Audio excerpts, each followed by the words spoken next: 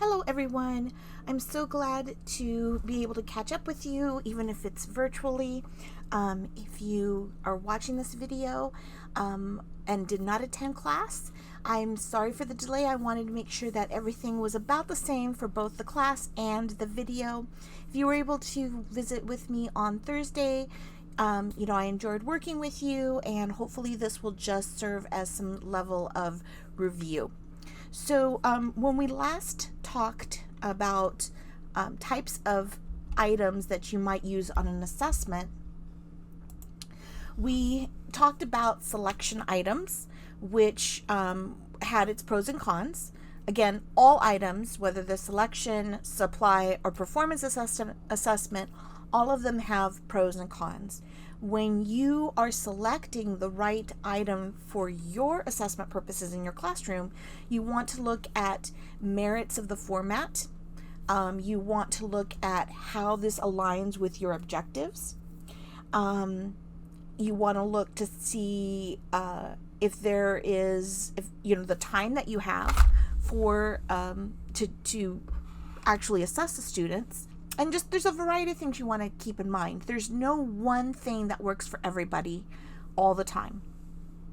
So looking at this grid, what it does is it's just kind of an overview of how selection items, short answer, essay, and performance assessments, what their merits are and perhaps what their drawbacks are. So for example, selection items, they're objective, they're easy to score, they're pretty much easy to create. They measure factual knowledge very easily. However, they lead to perhaps, there are studies that suggest that they lead to poor retention.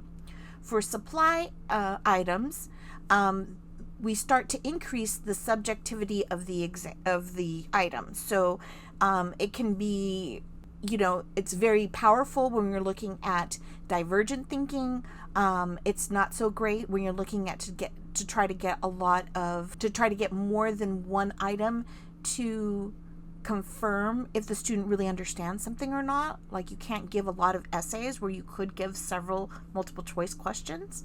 It can promote deeper learning. An essay or a research paper is certainly going to give you an indication that the student has understood the concepts to a much deeper degree than just a multiple choice. But again, they're subjective. So there could be a lot of measurement error as far as quantifying a grade as for a summative purpose. Again, same thing happens with performance assessments. Performance assessments are usually something that takes a long time for students to actually complete and for you to review. There can be a huge amount of subjectivity on that as far as grading is concerned, and the more subjectivity you have in terms of grading, the more error you could also be introducing into your summative grades. So these are all, now you don't have to memorize this grid, but it is a really nice sort of overview of the pros and cons of each type of item: selection items, supply items, and performance assessments. We kind of talked about this as well in the past. If you're looking to grade like an objective item, like a multiple choice or something, you probably want to do like a toggle between 1 if the answer is correct, or 0 if the answer is not correct. There's no sort of partial grade. But this is not going to be the case if you have something that's subjective, which kind of starts to lead us to looking at some of the problems with measurement error in scoring with subjective assessments, and also dealing with the fact that you're not going to have a very large sample, that there's going to be limited domain sampling. So measurement error can increase with subjective assessments, right? And it can happen for a variety of reasons. So one of the reasons can be, and I'm just going to kind of skip over some of these. One of them can be like the halo effect. And the halo effect is the idea that your perceptions about a student can either be detrimental or act in favor of the student's grade. So while we try to be unbiased and fair to all our students, It could be that you have a favorable opinion of a student. You might not even bother to grade all of their essay because you know that they're generally turn in good work, and so that they would receive a higher score than perhaps if they would have been an anonymous student and you were just using a rubric the entire time. Another thing that can happen is rater drift that can increase measurement error in scoring. Rater drift is when the rater starts to become either more lenient or more severe in their grading, and are not attributing the correct score to the student because they've started to sort of move away from the rubric and interpreting it incorrectly or not to the same degree as when they originally started grading. Rater drift happens quite often. Normally, when you are dealing with a sort of a high stakes type of essay, perhaps like the AP essays or something like that, what they'll do is they'll have a norming session to try to norm the graders so that everybody is being faithful to the rubric that was established or the measurement process that was established. From time to time, what they'll do is they'll sample the raters' work to see if they're starting to drift away from the rubric or if they're still actually hitting it on mark. Once raters start to drift too far away, they'll recalibrate, in essence, the rater by having them work with another norming session and then continuing with the rating. But rater drift is actually quite common, and it can happen to any of us. Another thing that might increase measurement and measurement error in scoring is the effect of extraneous variables. And these are things that might just affect the way that you might be grading. You might be trying to finish quickly. You might be, grades might be due. You might be trying to get to an appointment. You might have, you just might be, having a bad day. Any of these can affect the student's grade on a paper. And it's not to say that you're taking it out on somebody, but the fact of the matter is if you're using some sort of rubric or some sort of measurement process, the student's true score does exist on that rubric. And so anything that might affect the student's score from being exactly where it should be on a rubric or any other measurement process that you're trying to use is an extraneous variable that is affecting their score. Another thing that might also affect their score is carryover effect.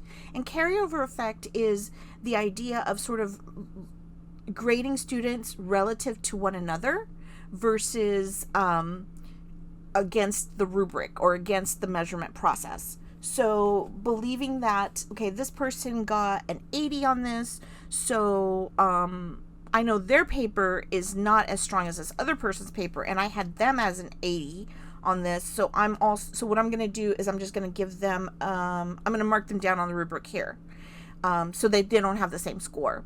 And this person did much better than that person, so this person can't have the same boxes ticked off on the rubric, so I'm going to have them, I'm going to mark these boxes off. Like, these can't be the same.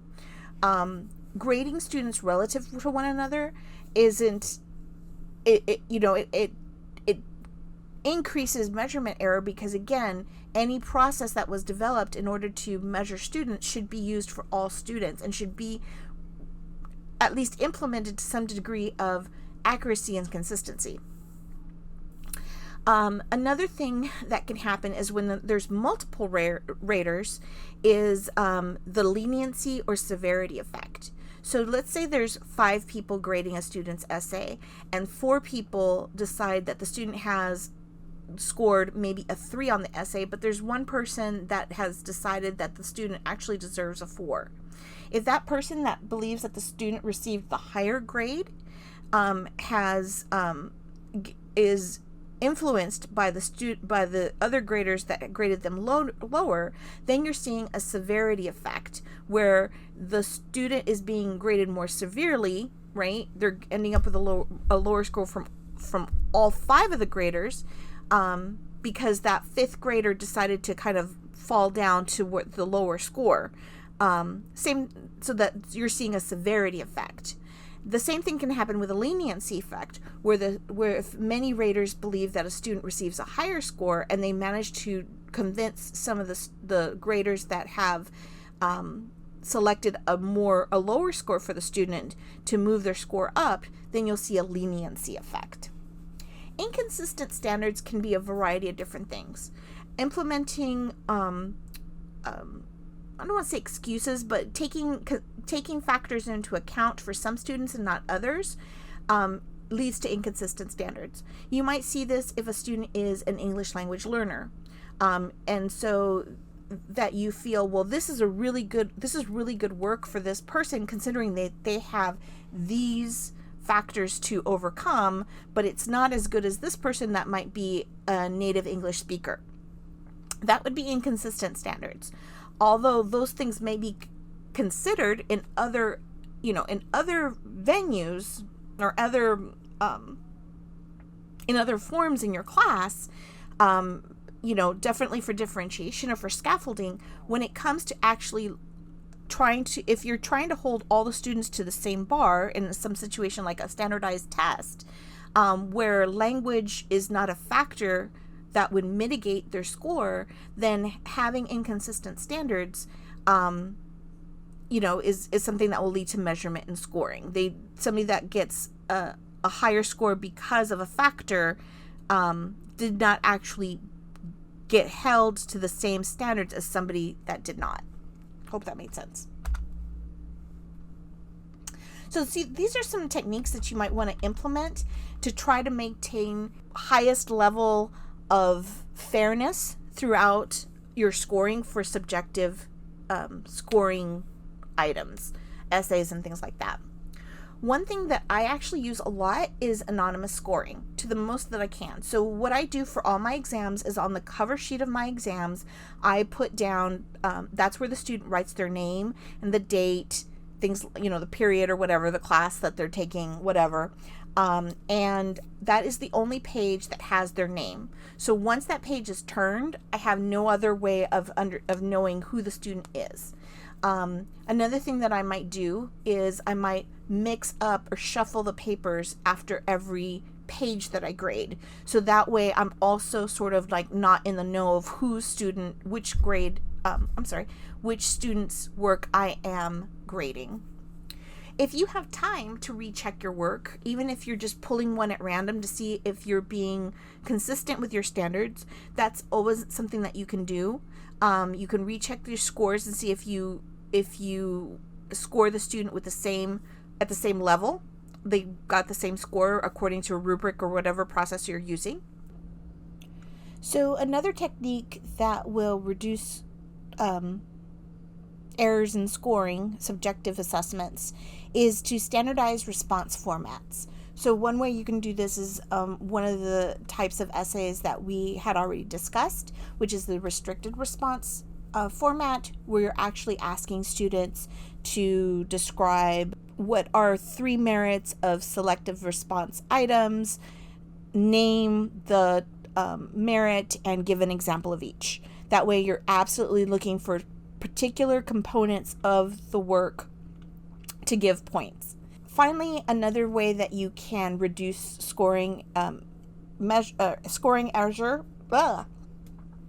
Finally, another way that you can reduce error in scoring is by scoring by question and not by student. So and this is again something that I do that I just find that's very efficient, is like scoring everybody's page 2, everybody's page 3, everybody's page 4, and then that way everybody's getting like an equal amount of time, and taking breaks after perhaps doing everybody's page 5 or something. Another thing that you might want to do is there's lots of timers that you can set. I highly recommend one called the tomato timer that works on the work theory of how people are most productive. And I'll just set like the tomato timer for one cycle of it, and then it makes me work solid for 25 minutes, and then I take like a 5-minute break and then another 25 minutes. So that way I'm still relatively fresh every time I see students work. So the next thing we're going to talk about is rubrics and kind of how to create rubrics and the pros and cons of rubrics and sort of what to watch out for. So rubrics are just a criterion reference rules for assisting students' work, and they can either be looking at the performance holistically or analytically on different dimensions. And what it does is we're basically in advance laying out specific expectations that we're looking for in student work and trying to find a way to standardize the review of work that can be considered subjective. When looking at rubrics, there's different types of things to kind of notice. First of all rubrics contain assessment criteria, and usually the assessment criteria is what you'll see in rows. So for example, it might be writing mechanics, grammar, topic structure. And then it will also have quality levels that you typically see in the columns. And they can be levels of anything from 2 or more.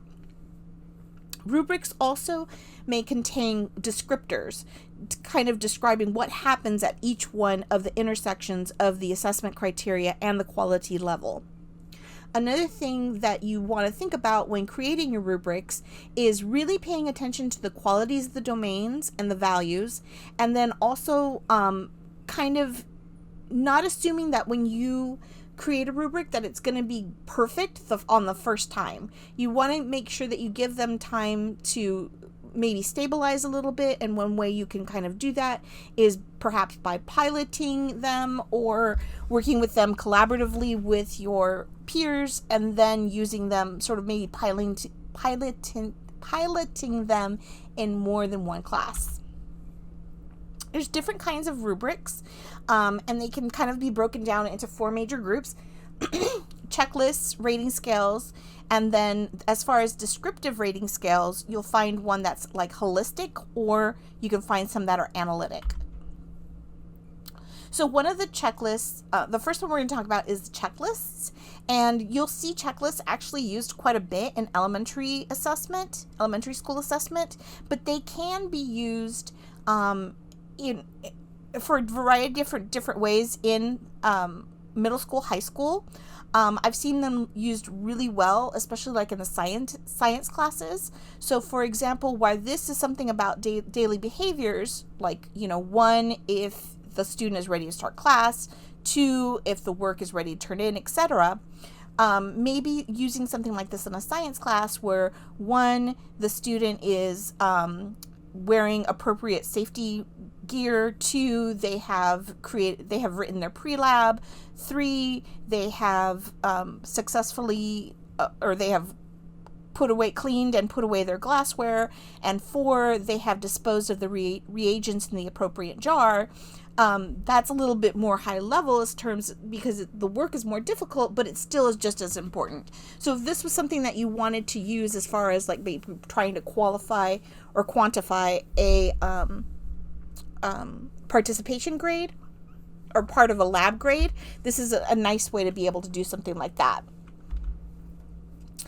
Another type of rating scale might just be something that you're looking at as far as a sort of a continuum that can help assess things like frequency or accuracy or completeness.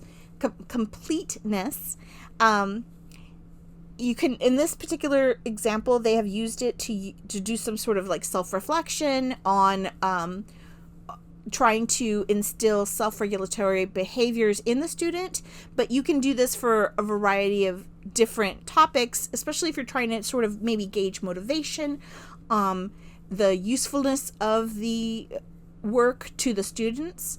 Might be something to kind of look into more detail. I don't usually use rating scales very much. I don't find them as pragmatic for my work, whereas checklists and analytic rubrics, I use them quite often. The holistic rubric is assessment criteria expressed as like a unidimensional score. So like many things are summed up with one score, and no one component of a performance is is expressed like specifically. So in this example, what they've done is they've just sort of like categorized the presentation into different levels instead of categorizing each component of the presentation into different levels. So for this one, a score of 5, the presentation is highly engaging to the audience, but perhaps the verbal delivery wasn't very good, so they're going to drop it down to a 4. So they're not going to assess a student on the engagement of the audience, and then in a different dimension, the verbal delivery, and then in a different dimension, the presentation style, or how rich and informative the content was. They're kind of giving them sort of an all or nothing, very brief, holistic score for that. This might be something nice to do if you have sort of short presentations. So for language teachers, if you're going to have a student just give something like a very short 2 to 3 minute presentation, where you just kind of want to give them an overall score and you don't want to assess them on many dimensions, this might be kind of nice to use. The one that you've probably seen the most often, the most familiar with, is analytic rubrics. And analytic rubrics are meant to assess various dimensions of the work. They can be expressed with performance level as multiple scores, and those scores can be weighted, summed, averaged. And when you're doing so, basically, you want to take two things into consideration. First, you want to take into consideration how the rubric is intended to be used if it was given to you by another party. So, for example, if you have been given a rubric to use for standardized assessments, and they're supposed to be averaged or weighted in a certain way, then of course you should follow those guidelines. Now, if you're using an analytic rubric for your own purposes in your own classroom, then you might want to think about what quantitative score best describes the level of work you're seeing from the students, and how that quantitative score can be arrived to by your various quality dimensions or quality descriptors for the various dimensions. And I'll show you what I mean in a second. Another component that an analytic rubric does is, or another thing that an analytic rubric does, is that it gives students more focused feedbacks so that they can understand exactly what they did correctly and what they did incorrectly, and they can move to the next level. So here's an example of an analytic rubric that I created. If you notice across the rows, you'll see that the first row is really looking to see how well the students worked on an introduction. The second, or the green row, is looking at how well they managed to address the hypothesis and assumption testing components, or I should say hypotheses actually. The other test preparations are in that bright blue at the bottom. And each column has different levels that the students can attain. From going from left to right, the levels increase. And if you notice at the points that I have delegated, I have not appointed them evenly. So in the first column, I have anybody that gets a score within the first column would not get any points towards their overall score. Anybody who got points in the second columns would get 25 points towards their overall score. Third column is 70 points, fourth level is 90 points, and then the very highest level is 100 points. Okay, and I'm going to go over on how I've decided to apply the scales in a second, or the points in a second, but just to touch on it very briefly, what I'm attempting to do by applying these points is to create variability amongst the scores. So when you're constructing your own rubric, basically you want to take 4 important steps into consideration. The first step is reflection. So when you are reflecting on what needs to go into your rubric, you want to kind of go back and look at the rationale and how you've spent time in your class and decide, why did you decide to create this assignment? Why is it that you've done some sort of essay or report? Generally, it's something that takes a lot of time that requires the students to also engage with a rubric, and that you have time in order to use the rubric to give them feedback. Have you given similar assignments like this before? If not, do you intend to do so in the future? Can you create a rubric that can be turnkeyed, not just for this long-term assignment, but perhaps for others? The more experience the students have with the same type of rubric or a similar rubric, the more they can start to understand how they can move up the scale. And these are and looking at the other things that are important in the reflection component is, have they received all the instruction that they need in order for them to be able to complete this assignment successfully? What does exemplary work look like? Are you going to share something like that with your class? What does the worst product look like? What would the worst case scenario look like? Are students going to have time to produce this type of work so that they could work towards an exemplary product, or they wouldn't just absolutely have something terrible? Will they have time to work with the rubric if you so chose? So in looking at the example that I'm going to share with you, I created the rubric that I just shared with you, the 3 dimensions, as part of a larger rubric for an end of semester performance task. And what I wanted to do is I wanted the students to do a real life statistical report, because I wanted to measure their skill, the application of a variety of skills, many skills, in a real world context. And in addition, I also wanted to measure their conceptual understanding of the statistical process and evaluate their ability to read, research, do statistical calculations, interpret it, make them meaningful for someone else.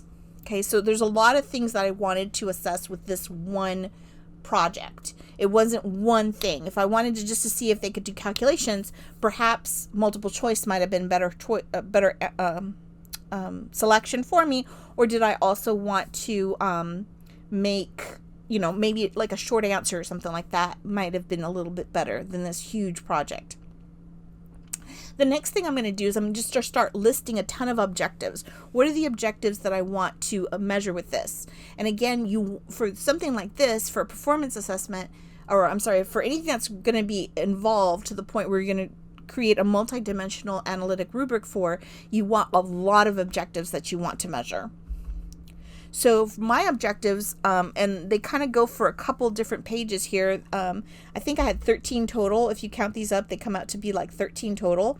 And it was basically looking at all of the class, being able to take raw data, clean it, check for normality, makes decisions about what kind of study was, or what kind of testing preparations were going to be needed, or what kind of tests were going to need to be done, trying to look for some degree of accuracy, minimizing error, citing references, writing. There's a ton of stuff involved. So for something like this, I just want to start listing how many objectives do I have? Is it worth it to do? Am I getting enough information from what I'm having the students do that it's actually worth it?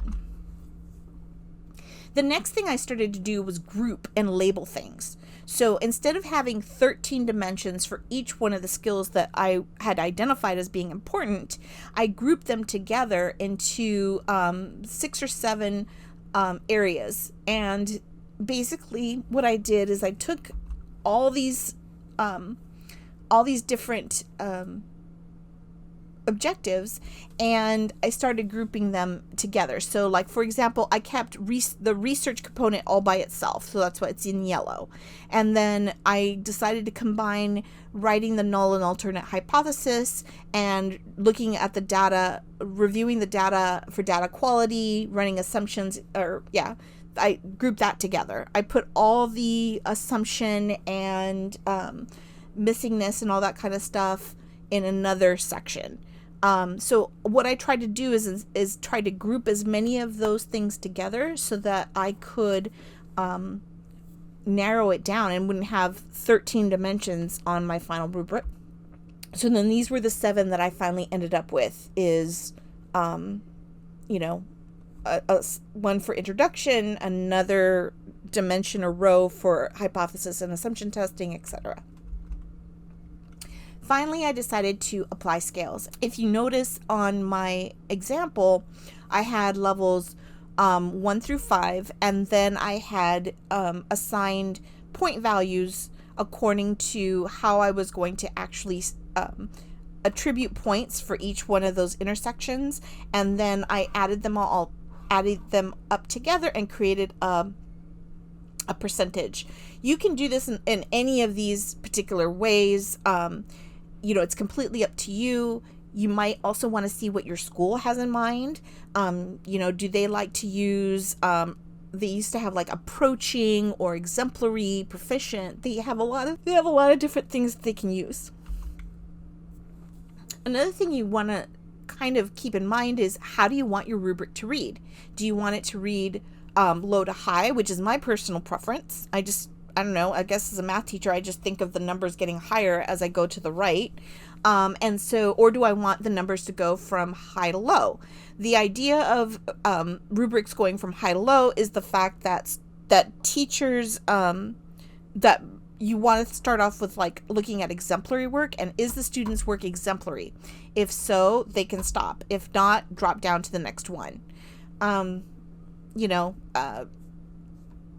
It's your personal preference. I can't use a high to low rubric. I make too many mistakes. I guess I've been using low to high for too many years. If you're writing your own descriptions, what you want to do is you want to start with the exemplary description first, and then write the lowest level next. So the worst case scenario, then the center, and then work the other two if you wanted to have 5. So you want to kind of best, worst, and how are things going to fall in between. And then you want to finally decide, like I said, on the quantitative scores for summative purposes. Going back to the way that I attribute points to a rubric, what I try to do is I try to have the way that the points are, or the way that the students' work is attributed, or their scores on the rubric match kind of how they would be, what I would consider that they would have earned in real life. So if a student is kind of falling in that level 3, and they're just sort of doing average, I feel that 70 is that number that is associated with average work, like a C level. If students are getting a mix of level 3 and level 4, right, then if they get, like, for example, two 70s and a 90, sorry, that's going to be somewhere in like the mid to high 70s as their percentage, which kind of makes sense, right? If they had 2 90s and a 70, then they're going to be somewhere in the 80s. So that would make sense. They're not quite to the A- level, they're a little bit less, and that 70 is going to drop them down. So I felt like, and this is technically, this is typically, I should say, what I use for my own rubric's sake. I like to keep the first level as 0 points. If there's no evidence of anything, I feel that the quantitative way to say there is no evidence is 0 points. But this is what I do. You should do what you feel is important, and also you want to make sure that whatever you're doing also aligns with what your school wants you to do. Okay. As you're working with rubrics, try to remember that they're written on paper, not stone. So they can take some time to stabilize. There's going to be times where you work with a rubric and you work on it, and then you're like, oh no, I never, the student's work isn't perfect, but I don't have anything on my rubric where that I can actually take away points to show them that they didn't do something. So, that's just the way it goes. Don't be hard on yourself. you make a note and you revise the rubric. Or if you feel like it's something that you're seeing over and over and over again, revise your rubric, add another dimension, rewrite another dimension, maybe regroup things differently. There's lots of things you can do. And just because a rubric worked with one year, it doesn't necessarily mean that it'll work with the next year. Maybe the next year, it works just fine. And maybe 2 years later, you're like, oh no, I forgot to add this, or I forgot to add this. It'll be very obvious the things that you want to change. So just change them. The thing you shouldn't do, obviously, is change them midstream. So if you've told the students you're going to be using this rubric to grade their work, then you should use that rubric to grade everything for all the students in the same way. And then change it for maybe the next assignment or something. So you just want to be consistent.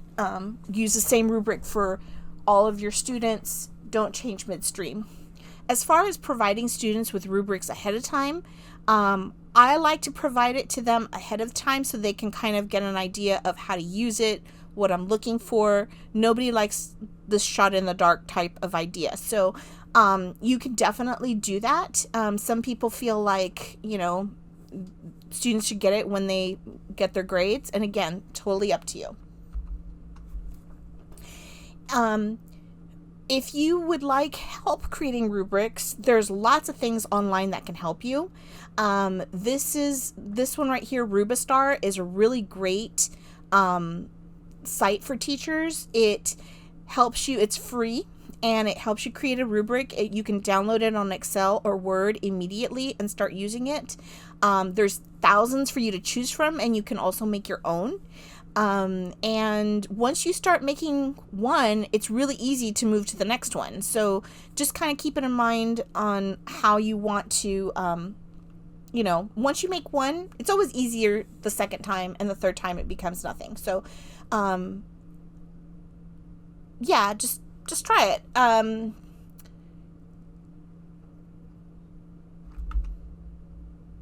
So using rubrics is one way that we can also promote self-regulation feedback. And if you remember when we started our work here, so going back to our cycle here and our conceptual model for classroom assessment, we want the student to try to start to take some of the information that you give them and perform self-checks. And using a rubric to do this, especially if you're using a similar rubric over and over again, is really helpful for this step. So let's talk real quickly about what is feedback. So information about students' performance or understanding, and it can come from a variety of places: teachers, peers, parents, technology. It should follow the teaching, and it could also be seen as new teaching. The reason why we need feedback is because it addresses the student's cognition and the understanding of the content. It lets students decide sort of where they are in the learning. It puts them relative to some goal, how far away they are from attaining some goal, or how far they've progressed since their last feedback cycle.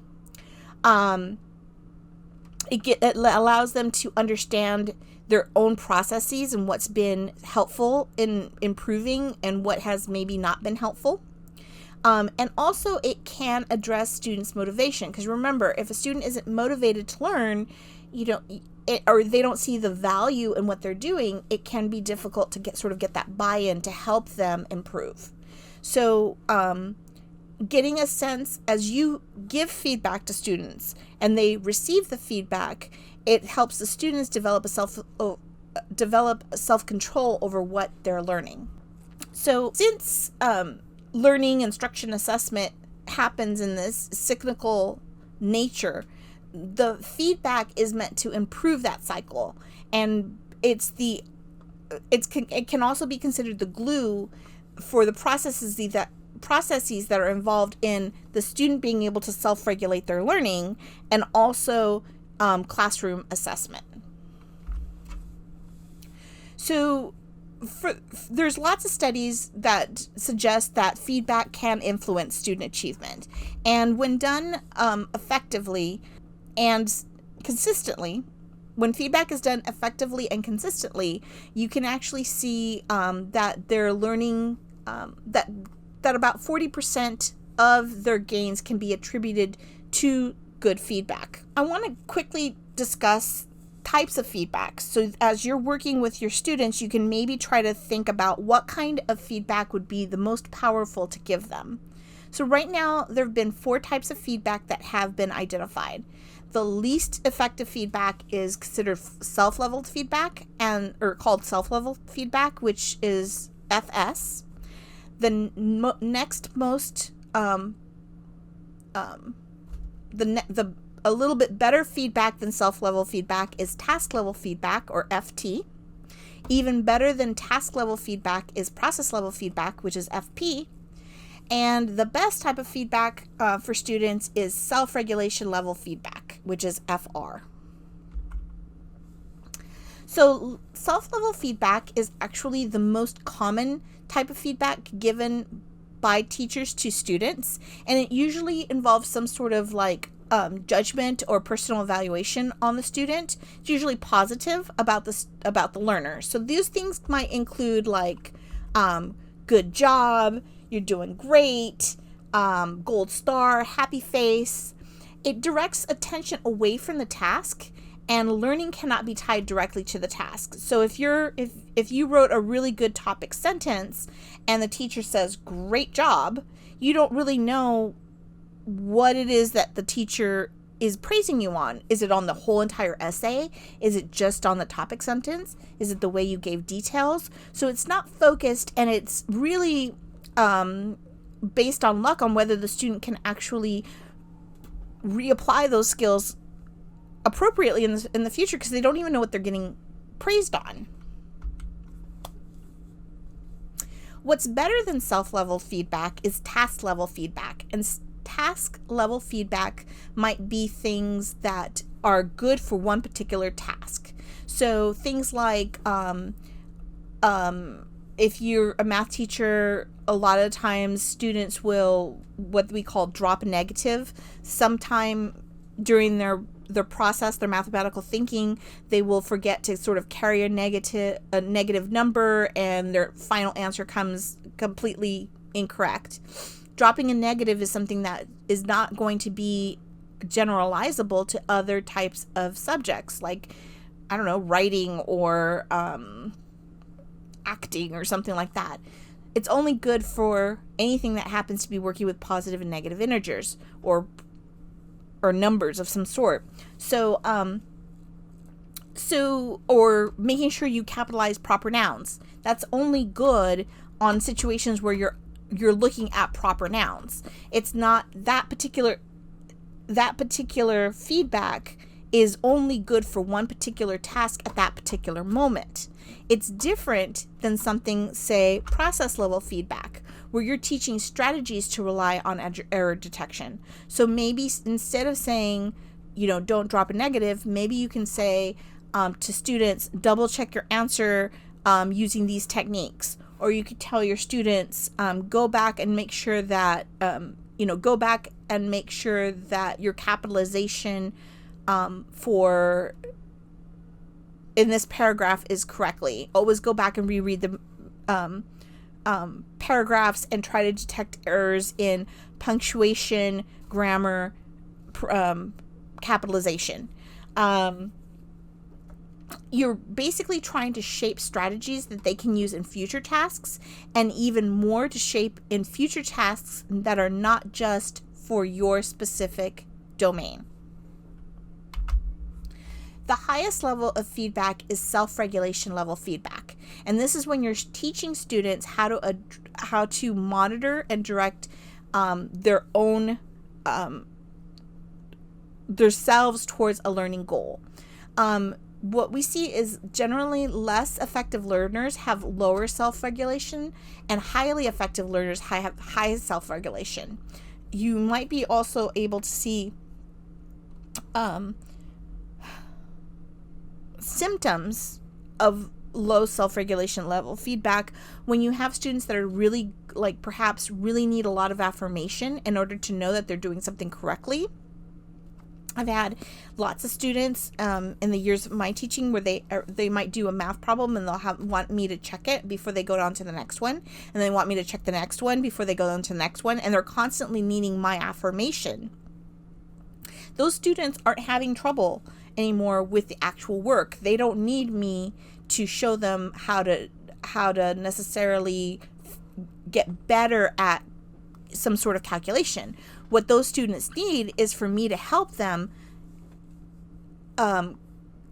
instill or actually implement strategies that perhaps they've received in the process level feedback area, and self-monitor themselves on how to know when something is correct and how something is not correct. With this all said, some feedback can be detrimental. When you're not giving information on how to improve, so like self-regulation feedback, is not giving students information about how they can improve. So, telling them you're so clever, happy face, is not making them a better writer. It's not making them better at doing research. It's not making them a better musician. It's just giving them praise about themselves, and it's not helping them improve. It's distracting from the task.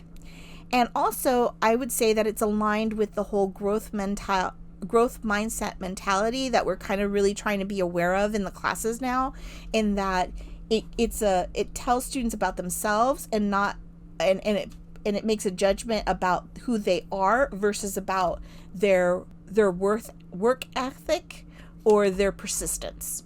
Another thing that can be, on the other side is some sort of criticism that might distract from the task. So, just like a D-, this doesn't make sense.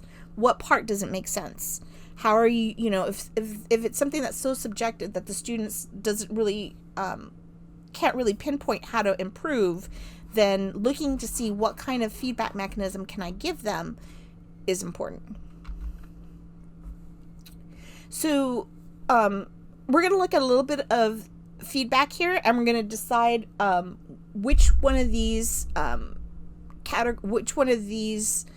sentences or statements were evaluative, where the teacher was passing judgment on the students or the students' work, or which one of them were descriptive, describing what the student said or did and providing guidance for improvement.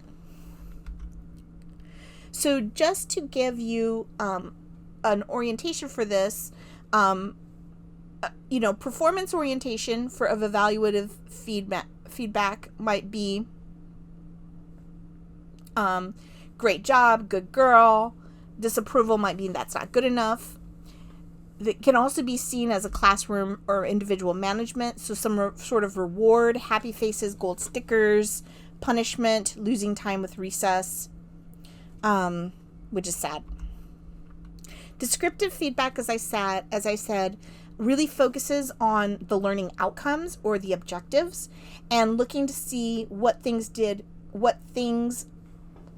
the students maybe did well, what things the students need to improve, and perhaps information on how they can actually get there. So here's some of these statements, and perhaps you can just take a second if you want to pause the video and decide if you know what they might be, what the answers to these might be.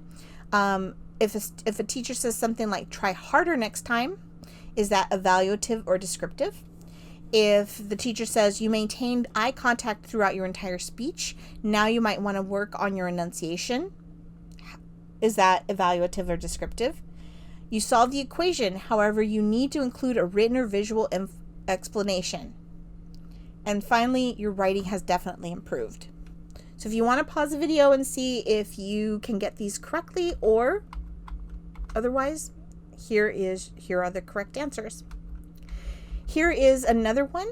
If you want to sort of pause the video for a second and see if you can decide what this is, if this would be evaluative or descriptive. Now's a good time to pause. And if you're back, boop, boop, boop, boop. There you go. Pretty simple. Makes sense. So In closing, what we want to do is use the feedback as in a way so that the feedback can live within the students and the students can make improvement, not just in the short term, but in the long run.